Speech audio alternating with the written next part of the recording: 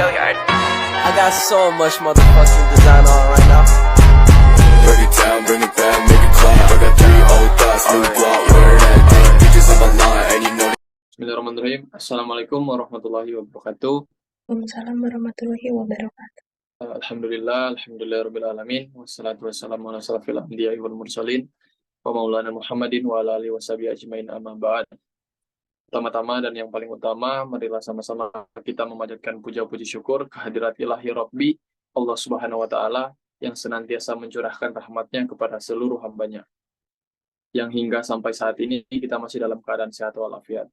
Salawat serta salam tak lupa pula kita haturkan kepada junjungan kita Nabi Allah, Nabi Muhammad, Nabi yang namanya disembahkan dalam gerakan kampus kita, yakni Nabi Muhammad SAW. Semoga percikan rahmat sampai kepada keluarga, sahabat, dan insya Allah sampai kepada kita yang ada dalam ruangan Zoom ini maupun penonton nantinya. Amin.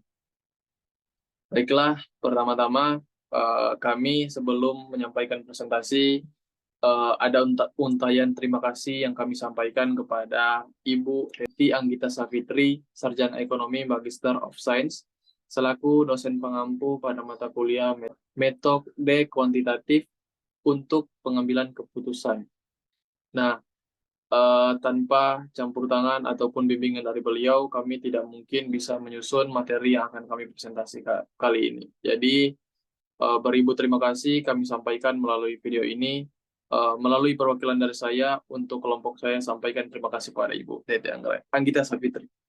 Baiklah, langsung saja. Pertama-tama saya ingin memperkenalkan kelompok saya yang diketuai oleh Aditya Pranugroho dan beranggotakan Risa, Iqbal Aji Sasmito, Kaisar Mokodompit, dan Tria Ratnasari. Selanjutnya, izinkan saya menjadikan diri saya sebagai moderator untuk pemaparan materi kali ini. Nah, untuk pemaparan materi kami pada presentasi kali ini dimulai oleh Mbak Risa sebagai speaker pertama. Pada Mbak Risa dipersilakan. Baik, terima kasih atas kesempatannya. Di sini saya akan menjelaskan mengenai konsep dasar pengambilan keputusan dan tipe-tipe keputusan. Yang pertama yakni di bagian pengantar. Di dalam tatanan organisasi terdiri dari tingkatan struktur mulai dari pimpinan utama, menengah hingga terendah atau biasa disebut dengan staf. Ketiga tingkatan dalam hal melakukan kerja terdiri dari 3 bentuk, yang dimana pimpinan utama atau manajer lebih pada hal-hal kerja yang bersifat kebijakan. Untuk tingkatan menengah akan mengambil peranan sebagai kebijakan dan sebagai teknis, sedangkan tingkat bawah atau staf lebih pada kerja-kerja teknis yang tidak memerlukan tuntutan strategis. Manajer sebagai struktur yang dianggap sangat identik dengan kebijakan akan diminta banyak bertindak akan hal-hal yang bersifat memutuskan. Keputusan yang diambil akan dijadikan langkah lanjut menjadi rincian-rincian taktis atau teknis pada strata terendah organisasi atau perusahaan. Keputusan seorang manajer dalam mengambil keputusan dapat ditingkatkan jika manajer tersebut mampu memahami dan mengetahui berbagai teori dan praktek membuat keputusan. Dengan pemahaman dan pengetahuan manajer tentang teori dan praktek pengambilan keputusan akan dapat meningkatkan kualitas keputusan yang dibuat yang berdampak pada efisiensi kerja manajer. Banyak keputusan-keputusan yang salah yang dilakukan oleh para manajer dengan hal-hal yang tidak berdasar yang disebabkan karena kepercayaan diri yang terlalu berlebihan, tanpa memahami teknik dalam mekanisme keilmuannya, tanpa peduli dengan berbagai perubahan di dalam dan di luar, sehingga kesalahan-kesalahan ini sesungguhnya masih dapat diantisipasi dengan meningkatkan pemahaman teori dan praktek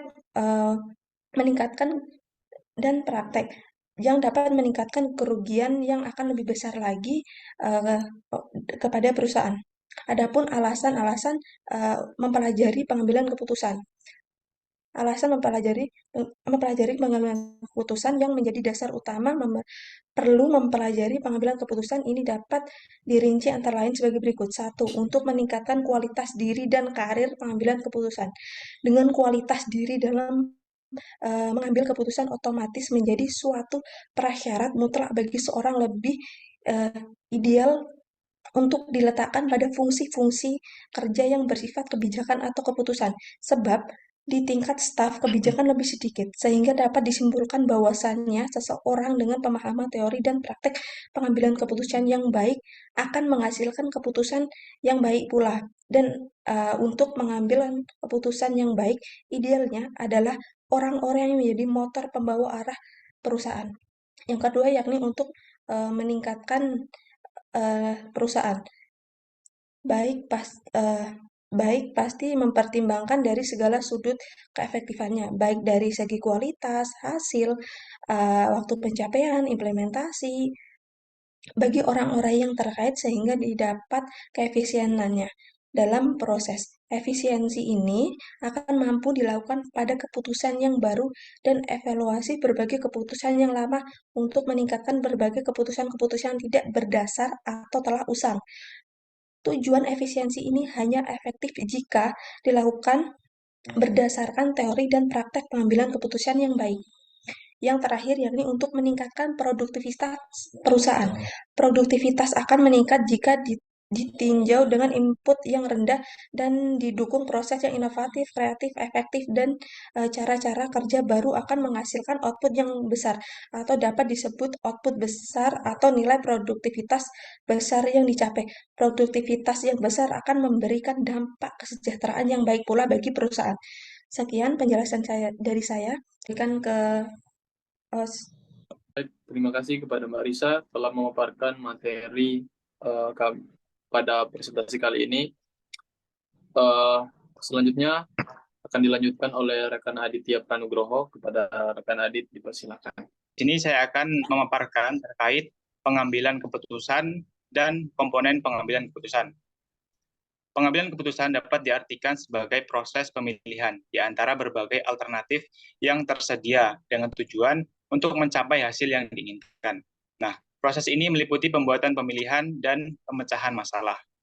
Sebelum mengambil keputusan, pengambil keputusan harus melakukan inventarisasi berbagai alternatif dan mempertimbangkan faktor-faktor penting dalam disiplin ilmu. Nah, selain itu, pengambil keputusan juga harus merumuskan permasalahan dan mempertimbangkan sisi positif dan negatif, atau kelebihan dan kekurangan sebagai landasan atau pedoman dalam pengambilan keputusan yang terbaik. Menurut George R. Terry, bahwa pengambilan keputusan dapat didefinisikan adalah pemilihan dua alternatif atau lebih.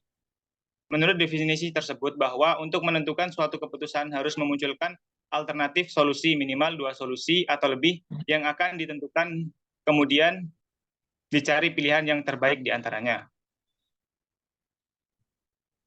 Selanjutnya, ada beberapa komponen dalam pengambilan keputusan.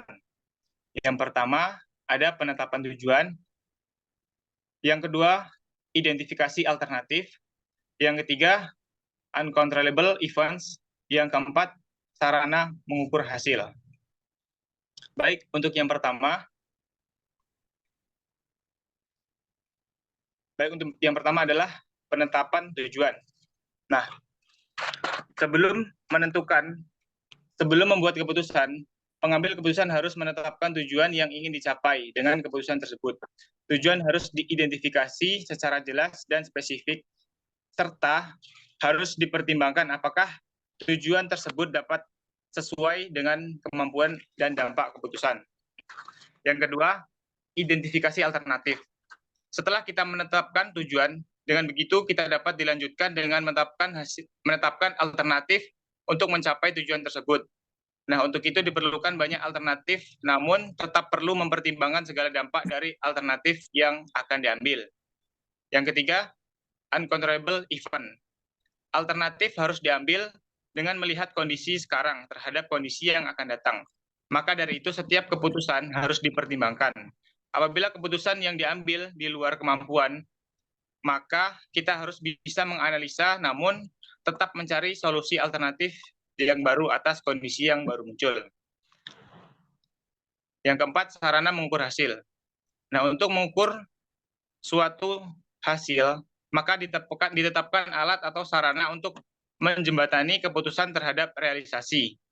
Jika keputusan yang diambil tidak sesuai, maka keputusan tersebut salah. Sebaliknya, jika keputusan sesuai yang direalisasikan, maka keputusan tersebut berhasil. Mungkin itu dari saya kembalikan ke moderator. Terima kasih kepada rekan Adit. Saya lanjutkan untuk pemaparan materi selanjutnya akan disampaikan oleh rekan Iqbal Aji Sasmito. Pada rekan dipersilakan. Selanjutnya saya akan menjelaskan mengenai pengambilan keputusan yang efektif. Pengambilan keputusan yang efektif dinilai dari seberapa besar keputusan, apakah memberikan keberhasilan yang diharapkan sesuai tujuan tersebut. Menurut Manulak 1986 bahwa keputusan yang efektif adalah dengan 5 tahapan kategori. Yang pertama, tahapan menerima tantangan. Yang kedua, mencari alternatif. Yang ketiga, tahapan penilaian alternatif. Dan yang keempat, tahapan menentukan pilihan dan menjadi terikat. Yang terakhir, tahapan berpegang pada keputusan.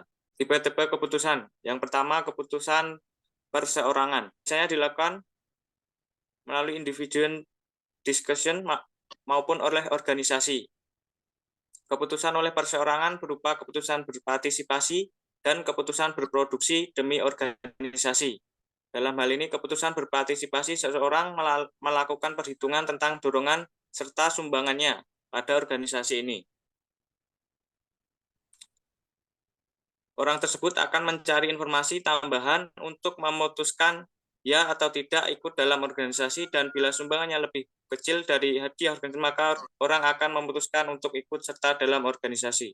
Pertama, keputusan perseorangan dan organisasi. Pengambilan keputusan biasanya dilakukan oleh perseorangan, individual discussion maupun oleh organisasi. Yang kedua, keputusan oleh perseorangan berupa keputusan berpartisipasi dan keputusan berproduksi demi organisasi. Dalam hal yang ketiga, dalam hal keputusan berpartisipasi, seseorang melakukan perhitungan tentang dorongan serta sumbangannya pada organisasi. Yang keempat, ini berarti orang menanggapi hadiah dari organisasi dan harapan organisasi terhadap fungsi seseorang.